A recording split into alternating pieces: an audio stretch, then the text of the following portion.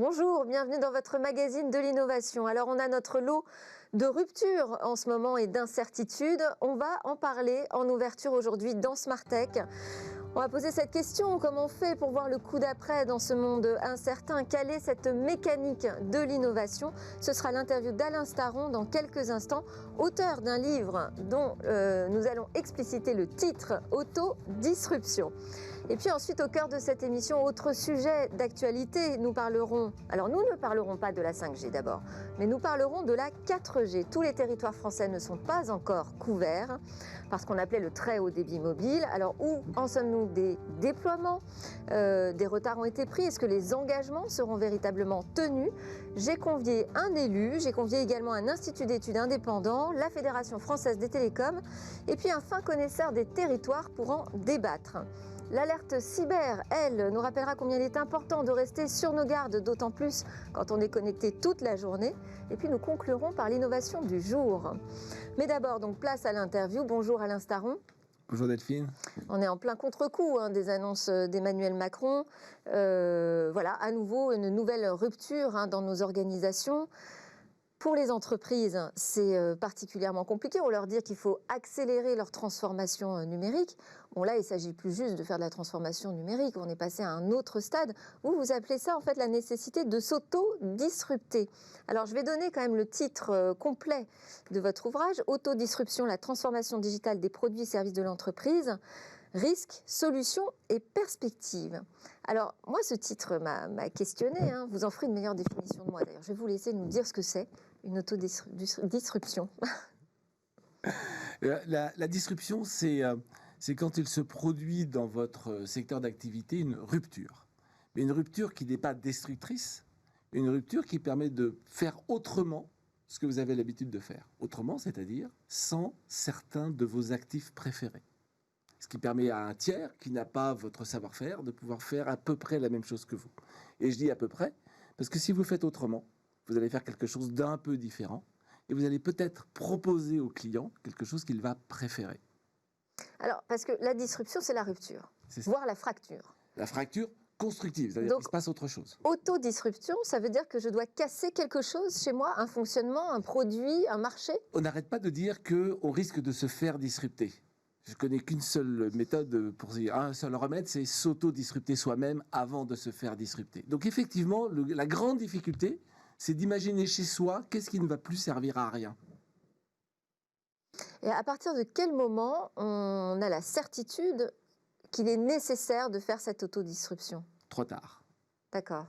La certitude arrive trop tard. Donc il faut y penser en permanence. Avant. En fait, quand on regarde bien... C'est là où moi, ça m'intéresse de savoir comment ça fonctionne, ces ressorts de mécanique de l'innovation. Comment on enclenche ce système? C'est tout la difficulté de ce qui est presque un art, dans la mesure où ce n'est pas une science dure. C'est Jeff Bezos qui dit il y a 2 ans, Amazon va faire faillite.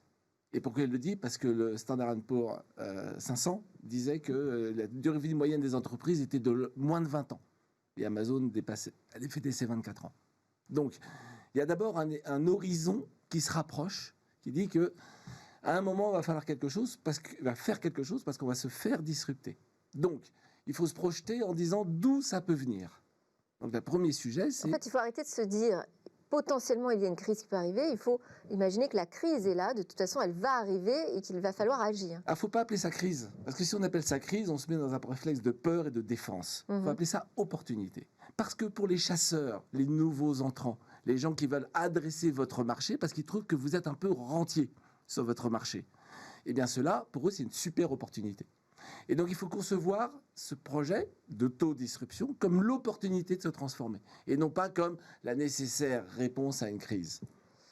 Très compliqué quand on est installé justement sur un marché, qu'on a des revenus confortables assurés, de se dire je me mets, alors vous dites ok, il ne faut pas employer des terminologies négatives, mais je me mets un peu en danger, non, quand je fais cette autodisruption. Oui, et alors c'est pas seulement parce qu'on est installé sur des revenus confortables, c'est parce que on fait ça depuis X dizaines d'années, voire centaines d'années, pour certains de nos industriels centenaires, grâce à des savoir-faire qu'on a mis des années, des dizaines d'années, voire des siècles, à développer. Et dire que ces savoir-faire qui assoient l'entreprise risquent de ne plus servir à rien est quelque chose de très difficilement audible. Et comment est-ce qu'on emmène une équipe? Alors, là, j'ai fait ça, ça fait 35 ans que j'essaie de faire ça, et que je le fais avec des succès et des échecs. Donc je sais à peu près ce qui peut marcher et ce qui ne peut pas marcher. Vouloir emmener une entreprise dans son ensemble n'est pas possible. Pourquoi ? Parce que vous avez des gens qui n'ont pas envie de progresser, de changer, qui sont contents dans leur job, dans ce qu'ils savent faire. Et si on arrive brutalement en leur disant « ce que vous faites ne sert plus à rien », ils ne peuvent pas l'accepter. Donc l'approche qui fonctionne est celle d'une petite équipe, isolée, au sens, elle n'a pas à répondre à l'ensemble des entreprises, elle répond au patron de ce qu'elle fait. Et ça se passe en général très bien au début, hein, parce qu'on est dans une sorte de bac à sable, on joue. La difficulté arrive quand ce qu'on développe et ce qu'on propose vient perturber, presque mettre en danger, le business principal, le core business. Et c'est à ce moment-là que le patron doit décider ou non de dire je donne suite ou finalement c'est trop compliqué, j'abandonne. Alors dans votre ouvrage, il y a beaucoup d'histoires. Vous citez quelques exemples. Quelle est votre autodisruption préférée ? Ah, c'est Reed Hastings. C'est Reed Hastings. Netflix. Alors, je ne sais pas si les auditeurs connaissent bien l'histoire. Reed Hastings était... Racontez-nous l'histoire rapidement. Était abonné à Blockbuster. Donc, c'était les gens qui faisaient la distribution de vidéocassettes dans des magasins. Et puis, il ne ramène pas une vidéocassette à temps et il a une amende de $40. Et il se dit, mais pourquoi je ne peux pas l'envoyer par la poste ? Il veut envoyer sa vidéocassette par la poste, elle se casse. C'est fragile, une vidéocassette. Et il entend en 1997 l'arrivée du DVD. Il envoie immédiatement un CD par la poste, qui est le même format. Il peut jouer le CD sur son appareil audio, donc ça marche. Et donc il se lance, en 1997, dans la distribution de DVD par la poste. En 2000, Blockbuster refuse de le racheter. Faire un corner Netflix, machin. Donc il continue, et en 2007, il réunit tous, j'imagine, j'étais pas là, il réunit toutes ses équipes et il leur dit, les gars, tout ce qu'on fait est très bien, mais ça ne sert plus à rien. Ce que vous faites d'impression de DVD, ça ne sert à rien. Votre deal avec la Poste ne sert à rien. Votre système de récupération des DVD ne sert à rien. On va faire du streaming. Et effectivement, le streaming est concurrent du DVD par la Poste. Résultat, 10 ans plus tard, donc en 2017, il s'est concurrencé lui-même. Il s'est concurrencé. Son business de distribution de DVD par la Poste a été divisé par 3, d'1,4 milliard à 400 millions de dollars. Mais son business global a été multiplié par 10. Donc il a fait son autodisruption. Et il a pu le faire probablement parce qu'il ne devait rendre de compte à personne d'autre qu'à lui-même. Alors, vous terminez aussi votre ouvrage sur la question du sens. Est-ce qu'il y a un sens finalement à cette course permanente à l'innovation ? Quel sens on peut y trouver ? Alors, je dirais que c'est le sens de l'espèce humaine en tant que telle. Ça fait 3 millions d'années qu'on modifie notre environnement, c'est un message pour les écologistes, et on le fait avec des erreurs, mais aussi des erreurs qu'on corrige toujours après. En fait, nous sommes sur un vélo et on ne peut simplement pas s'arrêter. Merci beaucoup Alain Staron, auteur de Autodisruption, la transformation digitale des produits et services de l'entreprise, risques, solutions et perspectives. Un ouvrage très pratique à lire. C'est l'heure, nous, de notre débat sur l'état d'avancement du déploiement de la 4G dans les territoires.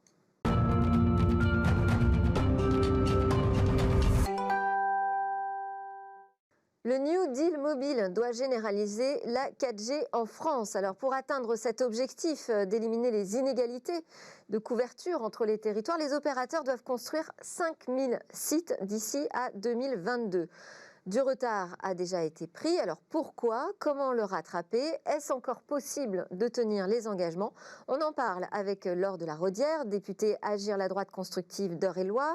Bonjour. Experte des télécoms, spécialiste des enjeux du numérique sur la société, investie sur le sujet de la couverture du territoire depuis de nombreuses années. Alors avec le député LREM Éric Bothorel, vous avez rendu cette année un rapport à l'Assemblée nationale, un rapport d'étape sur la couverture mobile de la France, on en parlera.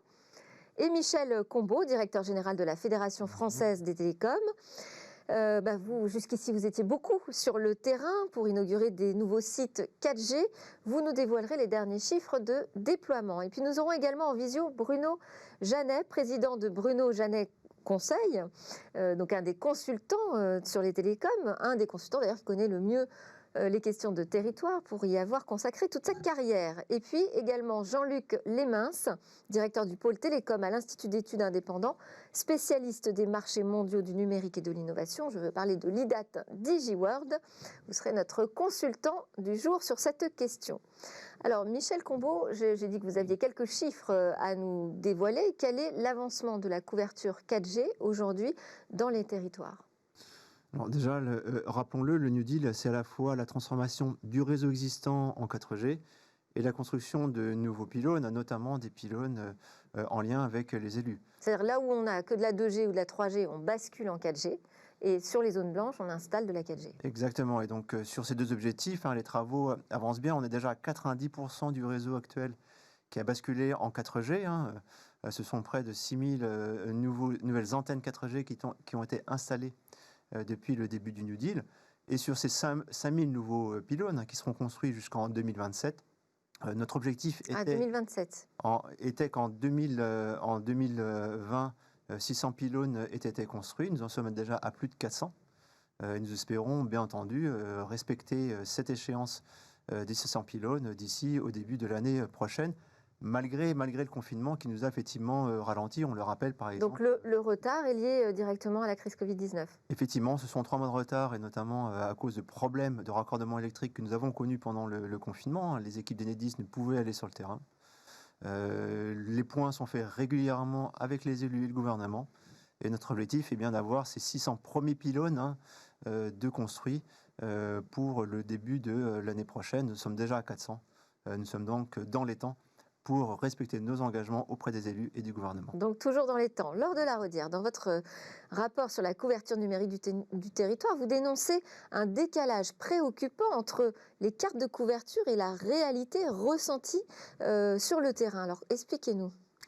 Il y a des cartes de couverture qui existent en fait et qui disent que là, il y a une zone qui est couverte. Et ce que ressentent les gens, ça passe pas à l'intérieur. Parce que les cartes de couverture ont décrit une qualité qui est bonne à l'intérieur de la maison, à l'extérieur. Et c'est vrai que ça marche, mais c'est vrai que quand vous êtes, vous utilisez votre téléphone mobile, vous l'utilisez autant à l'extérieur qu'à l'intérieur. En fait, c'est mobile, c'est le cas de le dire. Et donc, il y a une insatisfaction de couverture qui reste encore très forte dans les territoires ruraux. Et ce qui est très difficile quand même pour les opérateurs, il faut le reconnaître, c'est qu'il y a une amélioration qui est indéniable, notamment avec la densification de la couverture 4G. Mais c'est un besoin tellement essentiel que quand les gens ont enfin le téléphone mobile et que c'est couvert, c'est un acquis en fait. Et donc on entend toujours ceux qui ne sont pas encore couverts. Et le déploiement, comme l'a annoncé Michel Combeau, c'est encore pour quelques années. La question que nous pouvons avoir en tant qu'élus, c'est de savoir si le New Deal va être suffisant ou pas. Le New Deal, c'est 5000 antennes. 5000 antennes d'ici 2027 par opérateur. La majorité vont être mutualisées. Donc, c'est peut-être 10 000 points hauts supplémentaires. Donc, 10 000 nouveaux sites, en fait, avec 1, 2, 3 ou 4 opérateurs sur ces nouveaux sites. Choisis, c'est des sites qui sont choisis par les collectivités. C'est extrêmement important parce que dans les négociations qu'on peut avoir avec les opérateurs, les intérêts de l'opérateur ne sont pas toujours les intérêts des élus. L'élu, il veut son site à très proximité de la population.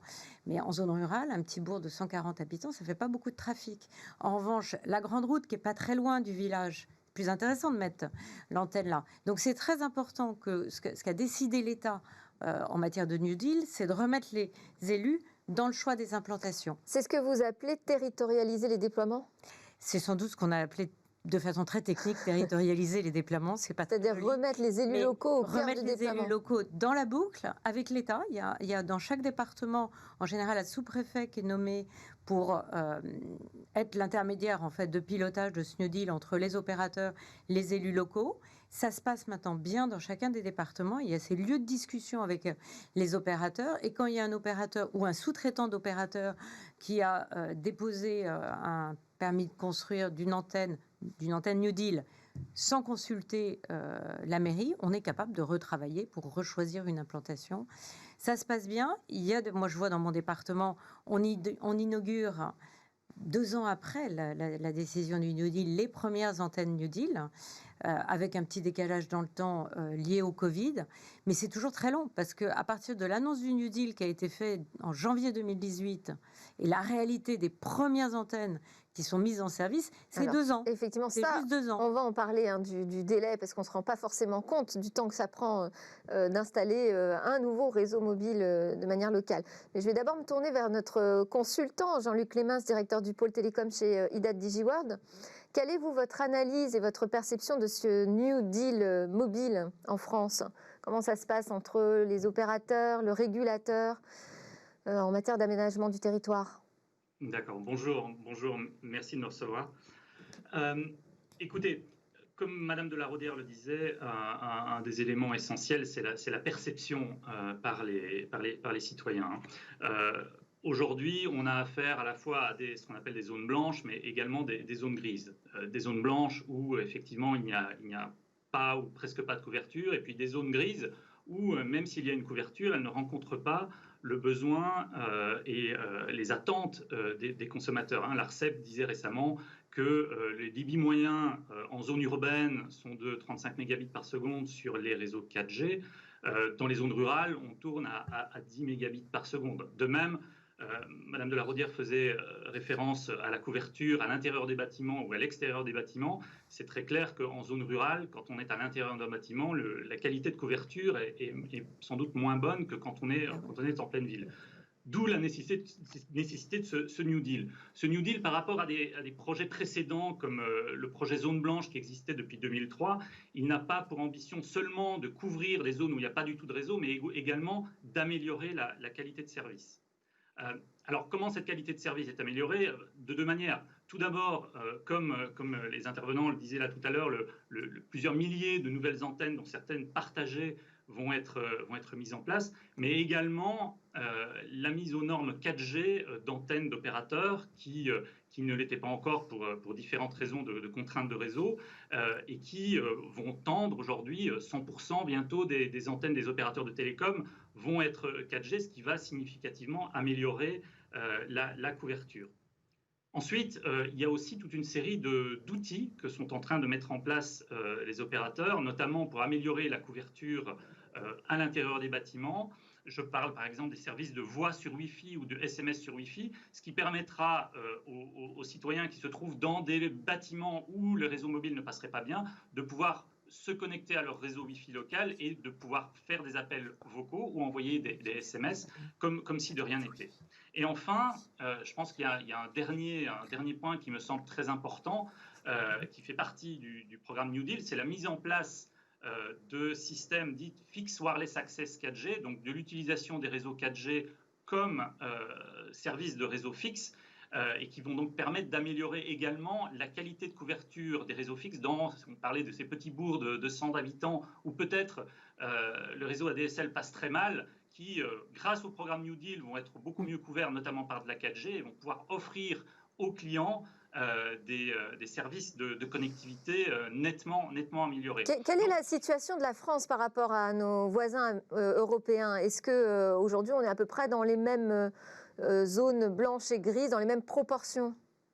Alors, tout dépend de quel pays européen vous comparez. Évidemment, si on se compare aux Pays-Bas, qui sont un pays avec, comme on le sait, assez peu de relief et une population extrêmement dense au kilomètre carré, c'est certain que les Pays-Bas ont certainement une couverture qui est excellente. Maintenant, si nous nous comparons à des grands pays tels que l'Allemagne, l'Espagne ou l'Italie, tous ces grands pays qui connaissent à la fois des densités de population plus faibles que les pays que je viens de citer, ou des zones, notamment des zones de montagne, où la couverture est quand même relativement complexe, eh bien, ces pays font face aux mêmes enjeux que la France et mettent en place peu ou prou des programmes qui se rapprochent. Je crois que la France est quand même en avance en termes d'accords qui ont été mis entre les opérateurs, les régulateurs et les collectivités locales. Je ne connais pas dans d'autres grands pays européens de programmes équivalents au New Deal où on a vraiment mis tout le monde autour de la table dans le but de trouver un accord gagnant-gagnant et qui permettra relativement rapidement, mais encore une fois la question du timing, comme on l'a dit, c'est très relatif, mais en tout cas qui permettra d'améliorer significativement la couverture dans les années qui viennent. Bon, ça fait une bonne d'un point de vue- nouvelle. Oui. Merci Jean-Luc Clémens. Comment ça se fait que ça prend autant de temps? Expliquez-nous quelles sont toutes les démarches à engager lorsqu'on décide de couvrir une nouvelle zone. Tout simplement, Michel Combeau. c'est un délai moyen. Alors, il y a d'à peu près 2 ans, on a travaillé au Parlement autour de la loi Elan, hein, justement pour essayer de réduire ces délais. Tout simplement, il y a un certain nombre d'opérations techniques, hein, pour déjà identifier le terrain. Un pylône doit couvrir, mais parfois il faut l'implanter sur le terrain. Donc il y a d'abord une recherche de terrain, l'analyse de la couverture projetée, et ensuite toutes les démarches administratives, hein, pour l'installation d'un pylône, l'installation d'une antenne, et les délais de concertation et d'instruction. Mais ça devrait aller vite, puisque tout le monde est d'accord, visiblement, pour qu'on accélère sur la couverture. Et c'est là où je dirais le diable est dans les détails. On a souvent ce phénomène où tout le monde veut de la couverture, mais les gens sont parfois un peu réticents à l'installation des pylônes. Donc il y a le temps nécessaire aussi de la concertation. Même quand ça se passe Lors bien, de la il n'y a pas Rodière. de réticence, ça met 2 ans.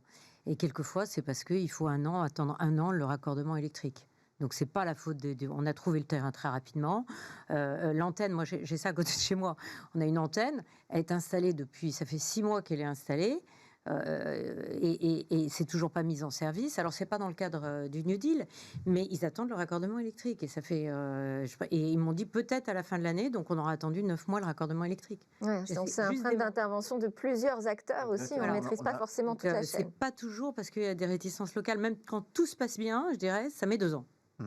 Alors pour autant, au niveau local, il doit y avoir des décisions fortes, hein, qui doivent être prises et qui ne sont pas toujours évidentes. Alors je vais donner la parole à Bruno Janet qui nous écoute depuis la Haute-Savoie. Alors on va le prendre tout à l'heure parce qu'il n'est justement pas encore connecté en Haute-Savoie. En attendant, on parlait des zones blanches, des zones grises, comment on fait pour accélérer, et on a utilisé le terme de mutualisation.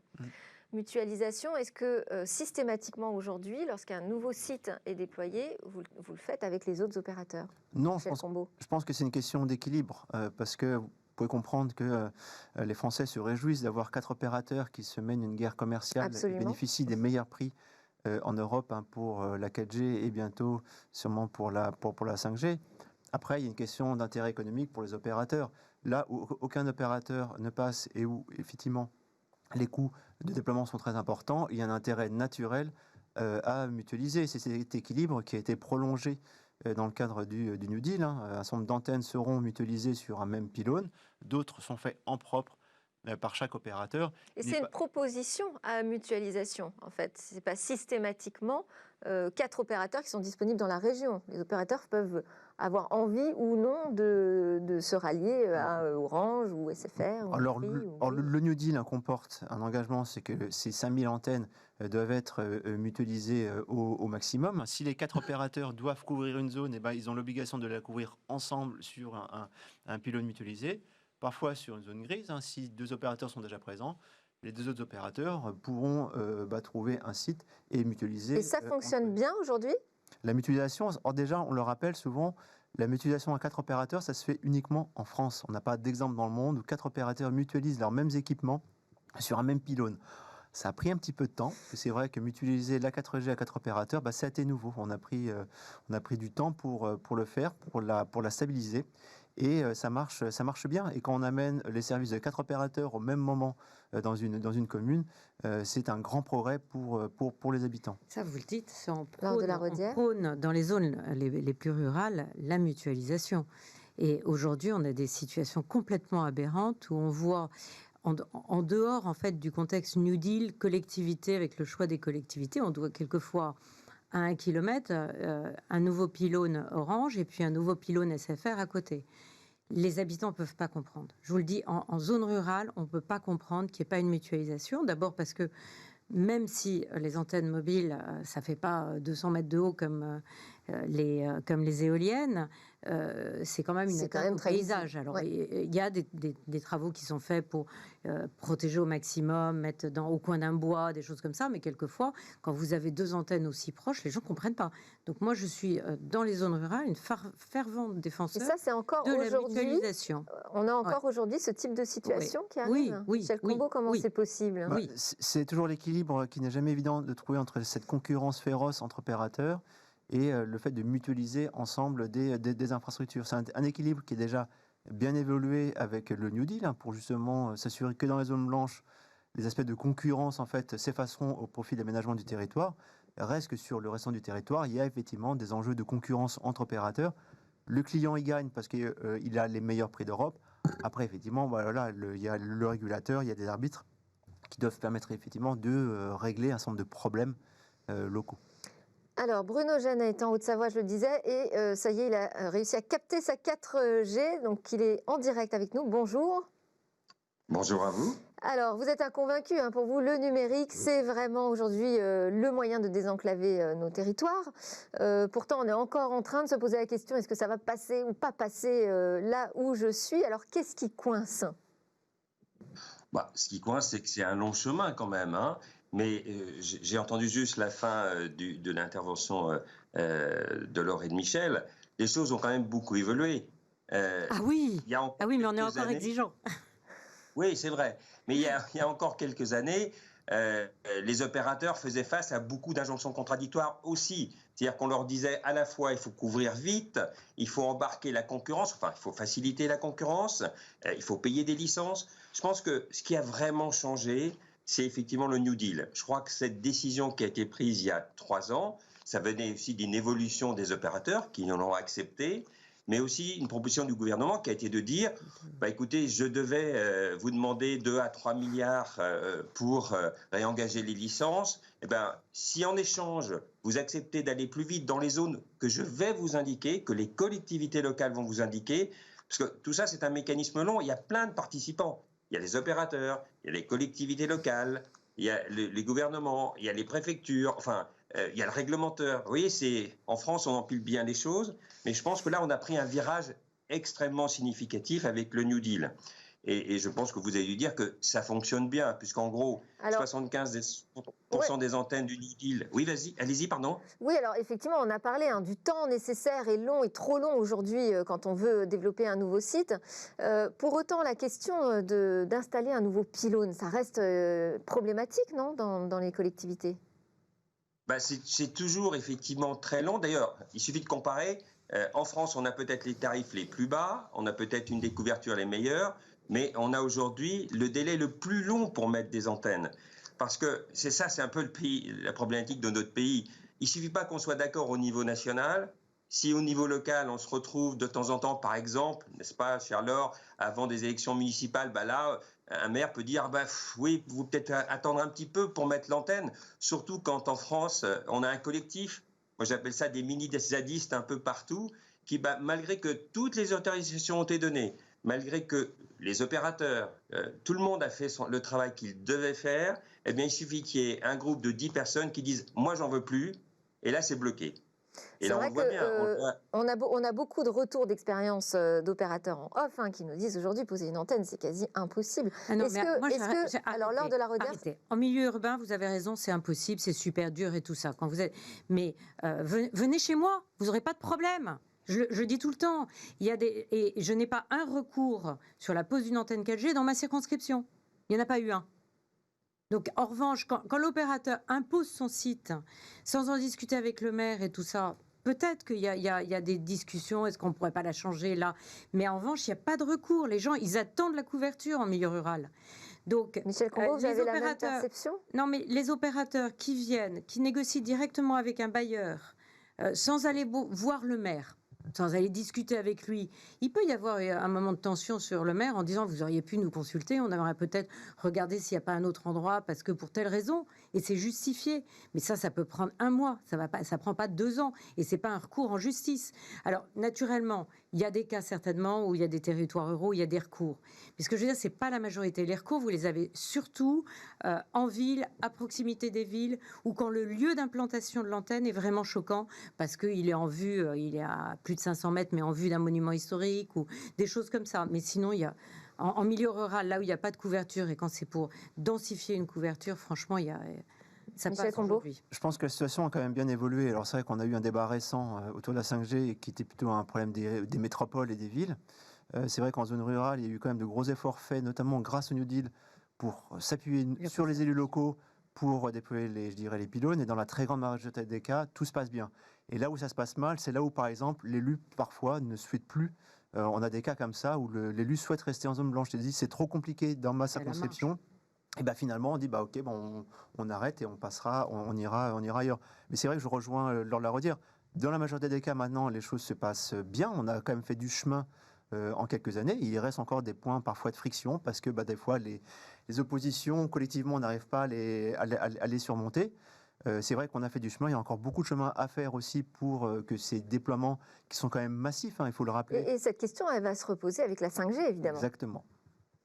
Alors sur la 5G, de mémoire, le premier déploiement va se passer en zone urbaine et l'enjeu de désaturation de la 5G, il y a un intérêt, il faut le dire, parce qu'il y a des élus quand même qui veulent monter des moratoires contre la 5G, mais qui disent à leur population qu'à partir de 2022, il y aura une saturation des réseaux dans leur ville et qu'on va les empêcher de téléphoner. Oui, parce que je disais, on appelait ça peut-être pas de téléphoner, mais d'utiliser on appelait ça le très haut débit mobile. Aujourd'hui, qu'ils assument simplement leur juste défense de pour moratoire. expliquer, on appelait la 4G le très haut débit mobile. Aujourd'hui, si on n'a pas la 4G, on surfe très très difficilement sur son smartphone. Tout à fait, vous avez parfaitement raison de le rappeler.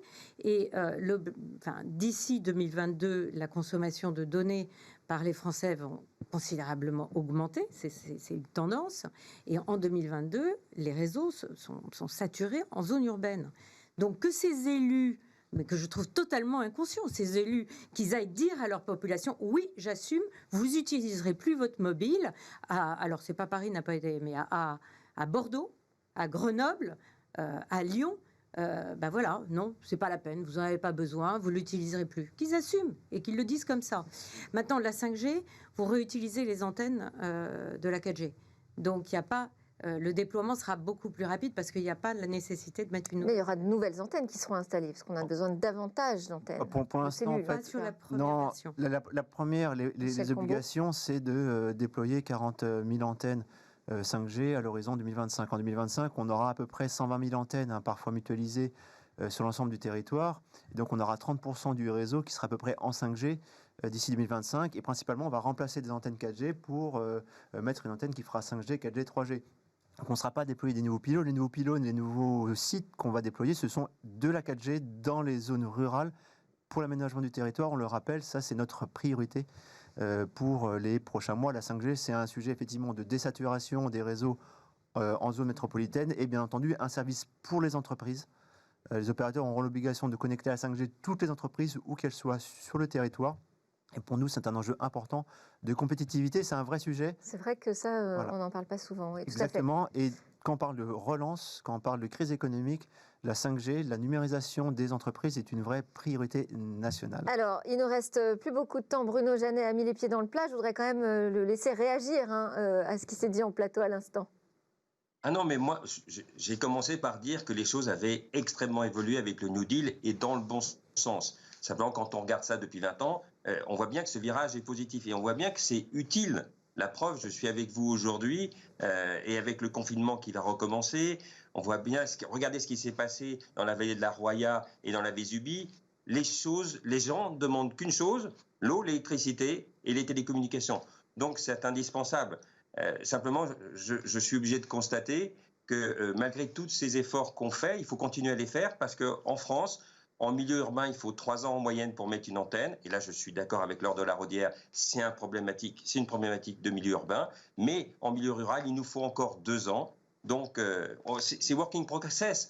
Je suis extrêmement positif parce que je considère que les choses ont énormément évolué dans les années récentes. Simplement, comme toujours, je fais un peu comme tout le monde. Quand les gens ont 99%, on dit toujours c'est le dernier pourcent qui est le plus important. Voilà. Aujourd'hui, c'est évidemment un enjeu très important de pouvoir avoir une couverture correcte sur son territoire, d'autant plus avec les nouvelles restrictions qui viennent d'être annoncées. Merci beaucoup Bruno Jeannet, président de Bruno Jeannet Conseil. J'ai pas pu redonner la parole à Jean-Luc Lémince, qui m'en excuse. Merci beaucoup pour votre intervention, directeur du pôle télécom chez IDAT DigiWorld. Merci Michel Combeau, directeur général de la Fédération française des télécoms, et Laure Laraudière, députée Agir la droite constructive d'Eure-et-Loir. Juste après la pause, ce sera l'alerte cyber.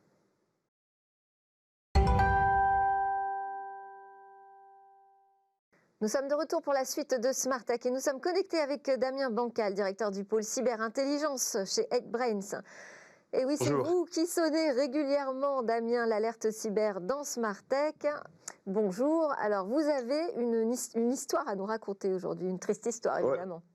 ouais, c'est une triste histoire. Alors, comme d'habitude, je vais être le râleur du jour, hein. Mais plus sérieusement, que s'est-il passé? Eh bien, je suis tombé encore sur une attaque de ransomware, hein, les fameux rançongiciels, malheureusement, qui ont une fâcheuse tendance à pulluler dans nos ordinateurs et un peu partout dans le monde. Sauf que cette fois-ci, je me suis encore rendu compte qu'on avait affaire à des utilisateurs qui n'ont pas pris quelques minutes, hein, pour comprendre les dangers, qui leur pendonnaient, très clairement. Que s'est-il passé? Eh bien, nous avons un pirate informatique qui a utilisé des techniques dignes de la NSA, de la CIA, de la DGSE. Hein. Je vais être très clair avec vous, vous allez voir tellement c'est simple. Il a utilisé des outils, des logiciels libres et légaux qu'il a à disposition là dans les ordinateurs qu'il a infiltrés.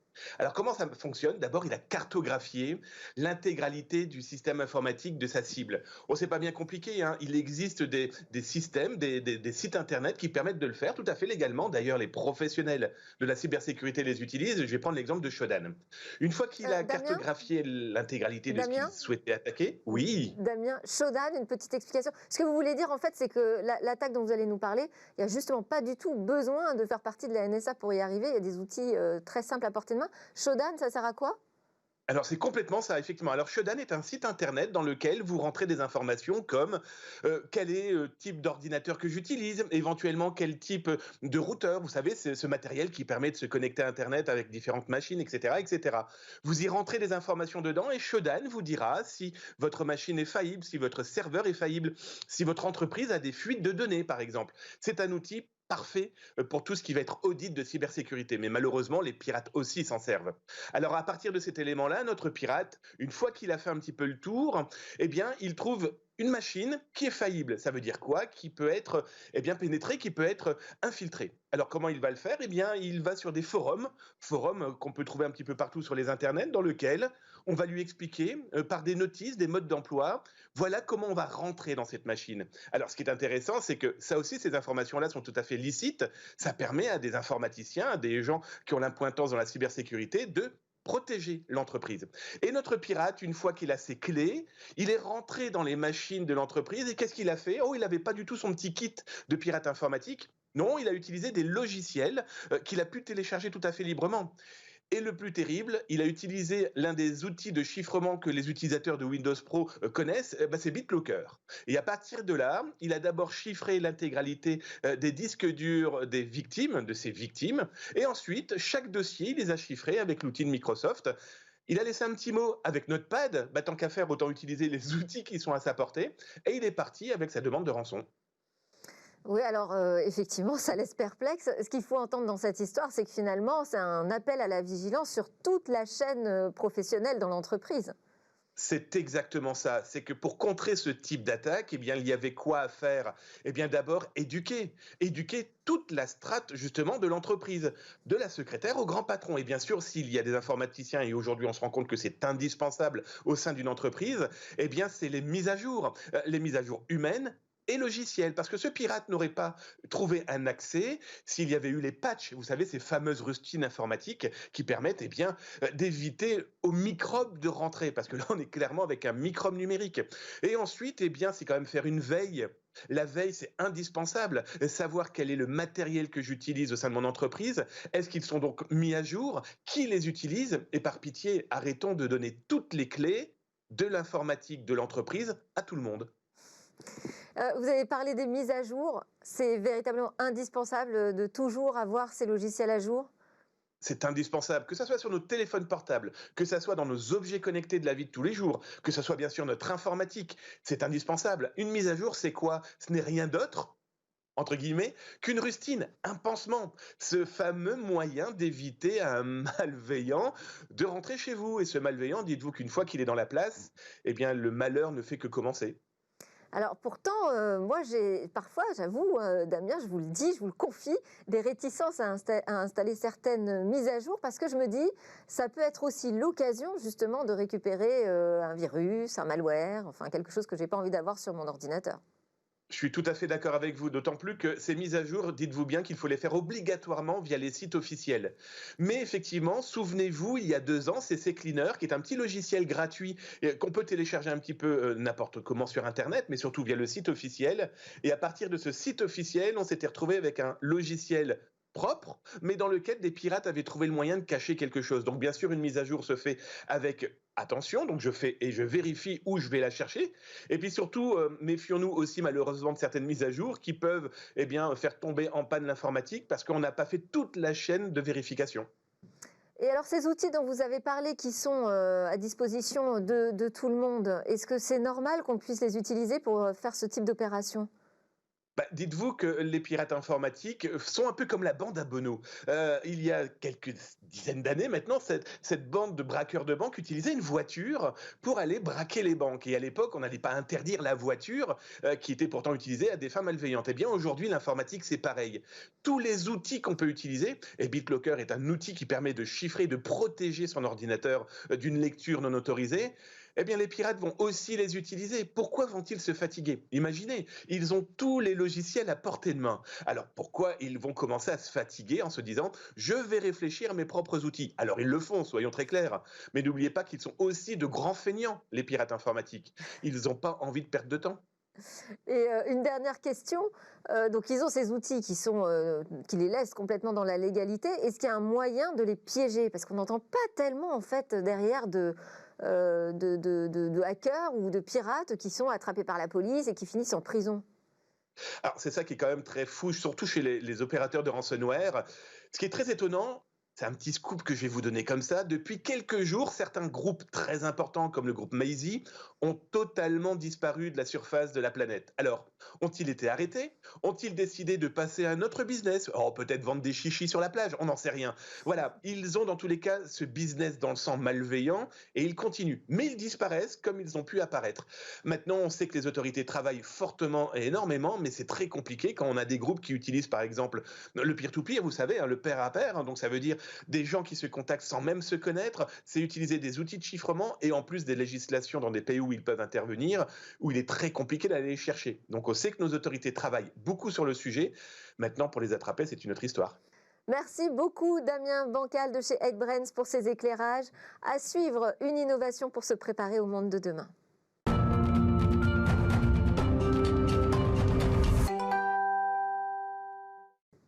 À quoi ressemblera demain? Chaque jour, Cécilia Sévry partage avec nous ses trouvailles. Bonjour Cécilia. Bonjour Delphine. Aujourd'hui, vous allez nous présenter un tissu qui reconnaît les objets. Et oui, aujourd'hui, je vous parle d'une innovation textile. En effet, des chercheurs de chez Microsoft ont créé un tissu intelligent avec des capteurs capacitifs reliés, eux, à une intelligence artificielle. Autrement dit, le système est capable de reconnaître des objets par contact, simplement en les posant sur le tissu. Alors oui, les textiles interactifs, on en parle souvent, mais en général, le textile n'est là que pour contenir la technologie. Or, ici, la technologie est intégrée au tissu et c'est elle qui reçoit l'information et la transmet, elle, à l'intelligence artificielle et pas l'inverse, et c'est là la différence. Les chercheurs de Microsoft ont donc présenté il y a quelques semaines un prototype et cette innovation s'appelle Capacitivo.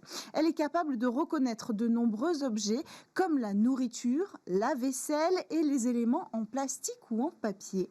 Plus encore, elle peut différencier plusieurs types de fruits ou de légumes, par exemple le kiwi, l'avocat et le pamplemousse, comme vous le voyez sur les images. Capacitivo permet même de distinguer des liquides dans un verre, et s'il s'agit de coca, de lait ou d'eau, de l'eau chaude ou de l'eau froide, ça va jusque-là. Mais il y a quand même, il faut le dire, quelques limites à son intelligence. Le tissu a encore du mal à reconnaître, par exemple, les objets rectangulaires, inanimés, comme les livres ou encore les magazines. Ou encore des objets dont le poids n'est pas très affirmé, comme les cartes de crédit par exemple, même s'il y parvient finalement au bout d'un moment, mais on l'a dit, c'est un prototype. Et alors, comment Microsoft s'y est pris pour fabriquer ce tissu? Alors, la fabrication, en réalité, est assez accessible, du moins pour les premières parties. En fait, le tissu contient une grille de 12 par 12 capteurs capacitifs. Les capteurs sont créés avec un tissu conducteur collé sur un substrat non conducteur en coton, à l'aide d'un simple fer à repasser. Ensuite, les capteurs sont découpés en rangées. On utilise même l'excédent après la découpe pour relier les capteurs en colonnes. Pour ça, il suffit d'un fil et d'une machine à coudre. Enfin, le tout est relié à un circuit électronique qui traite les signaux grâce à une intelligence artificielle. Et là, bien sûr, on entre dans une partie un petit peu moins accessible pour nous. L'appareil utilise les forêts aléatoires pour reconnaître les objets, une technique d'apprentissage automatique particulièrement adaptée aux appareils peu puissants. Et pour cause, les chercheurs ont obtenu un taux de reconnaissance de 94,5% pour les objets utilisés dans leurs essais. Et alors, quelles applications peut-on imaginer demain pour ce tissu intelligent? Alors, le champ des possibles est assez vaste. En fait, On va juste en citer 2-3 oui, peut-être? 2-3, tout à fait. En fait, par exemple, il pourra compter les calories consommées. Il pourra aussi nous prévenir si on laisse nos écouteurs sur la table en partant. D'accord, merci beaucoup Cécilie Assévry. Je vais vous laisser partir changer de plateau puisque vous nous présentez le Lab Startup dans quelques instants. Et merci à tous de nous avoir suivis. J'espère que vous aurez apprécié comme moi ces découvertes et ces réflexions après le contre-coup des annonces qu'on a eues avec de nouvelles restrictions. On a vu comme il était important de parler de haut débit mobile partout en France. Je vous souhaite une excellente journée et je vous retrouve demain pour de nouvelles discussions sur la tech.